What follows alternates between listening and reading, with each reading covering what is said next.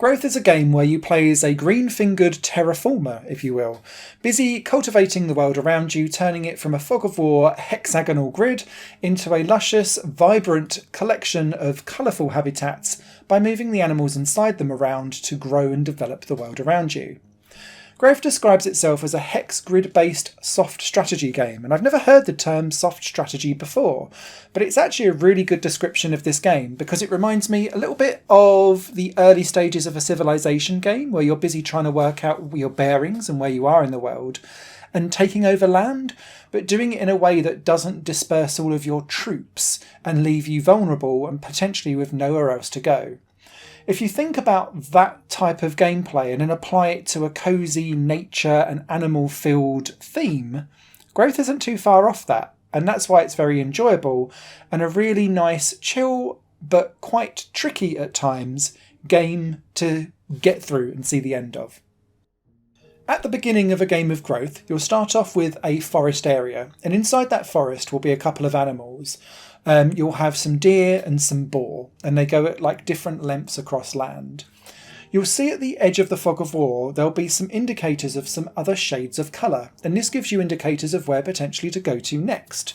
And what you'll be doing is choosing the animal you want to take with you on the new move. And that new move could be to expand your current forest, because the bigger the forest area, all the way up to 20 tiles, the more animals you'll be able to cultivate inside it. Or you'll be looking to leapfrog to a new area, as indicated by the kind of edge of the fog of war, hopefully, as you see new areas potentially to move to. And so long as you've got the right animal to make the jump, you'll try and do it.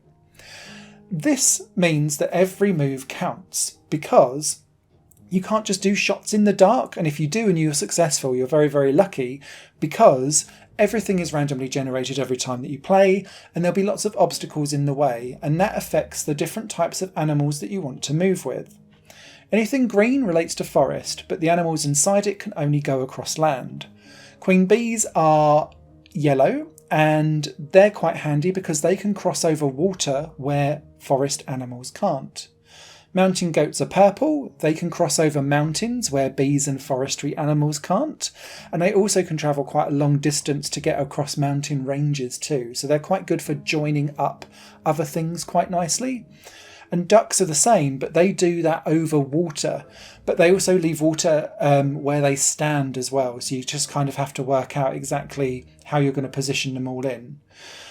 Every time you unlock or reach 100% of the uncovering amount that's required to complete a hexagonal tile in the overarching overworld grid, you'll then unlock the next tile and choose which one you want to go to. And every time you do that, one of those new animals gets dropped into the mix. And that keeps going throughout, like beavers, bats and things like that, as you get closer and closer to the finale where there's a giant volcano at the end.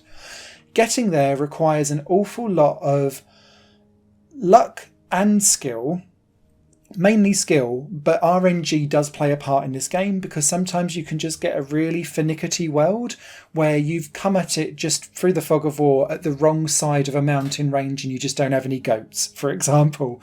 So then you run out of all of the other animals trying to like slowly limp along. And one of the key things with Growth, and if you pick up this game, the game doesn't tell you this, and so you really have to kind of go, aha, that makes sense. Start off with a couple of small things and then work at joining them together, because every time you lay down a tile on the 2nd, 4th, 6th, 10th kind of tile down, you get a new animal. And so if you've got two doing that, you can kind of slowly join them together and then maintain the amount of animals in your kingdom to keep making moves. In the first hour of playing this game, the penny hadn't dropped on me for that. So I was having game overs quite early and being probably quite embarrassingly poor at this game. I wished it kind of spelt that out a little bit more in the tutorial, but once the penny dropped for me, and thank you to whoever was chatting about it in the Steam forums, it made so much sense when I was like, oh, of course. Then I was off and away, and I was actually to get quite far in the game almost every single time. That then means that you're having to use all of the characteristics of the different animals to leap over mountain or water, join up things together, and you can have like cohabitees of animals together too, and that becomes quite vital because sometimes you need to chain together a couple of forestry areas via some bees to get over water, to therefore drag the mountain goats from one end of a mountain range to another. And because it's RNG and you're having to always think on the fly, it means that you can't be too passive with this game and you're always involved in what's going on. There's some other stuff going on in the game too, which all revolve around monuments and special abilities. In each of the pieces of the overworld that you're trying to uncover, there'll be some monuments that you'll be working towards. And the more you play and the more tiles and like moves you make for different animals over the course of your just general playing of this game, you'll unlock more landscapes that will drop into, or landmarks, that will drop into the game. This means that they will be linchpins for you to work towards, because when you reach them, they unveil like a nice little circular sphere of area around you and give you a nice kind of grounding area and a little bit of visual difference in the world as you kind of wander around. The main thing behind these though is that they sometimes grant abilities. Bats are really, really useful because you can use those to echolocate where water and mountains are going to be, and it will highlight in the fog of war so that you're like, okay, I vaguely know what's coming up in the future, I can get around that. There's also falcons that I found particularly useful because what they will do is uncover the fog of war in a specific area. But what that does mean is that you don't then control those areas just yet of whatever it's uncovered, be like of each of the different terrains. You still have to work your way to it to then say that you've taken it over and dumped some animals in there. But it can help you plan your attack of how you're going to get across and traverse through that now no longer unknown part of the world, if that makes sense.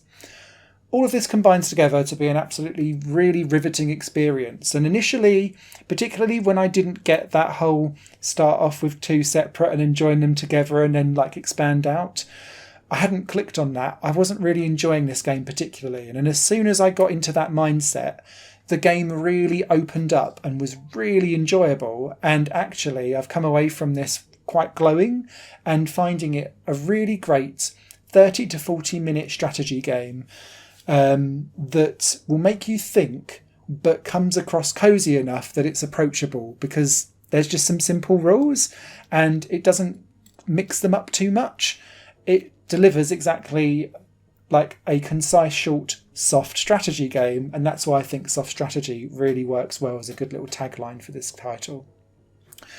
If I was to be picky, there's a couple of things. One, at the moment, I can't see anywhere where my top scores are being placed. And secondly, I feel like this is one of those games where you could have potentially in the future a daily challenge or a weekly or monthly challenge which could then go on to a global online leaderboard score where it drops you a seeded world for you to then play in. That would be fantastic, but what's here is great already, and I give it a good thumbs up for anyone that enjoys hex tile based strategy games, or in particular the early part of a civilization game where you're trying to find your bearings and moving various artillery and military things around. Thanks for watching. Comments and questions leave them down below. Take care. Higher Plane Games is part of the Higher Plane Network, a completely independent media outlet supported by people like you.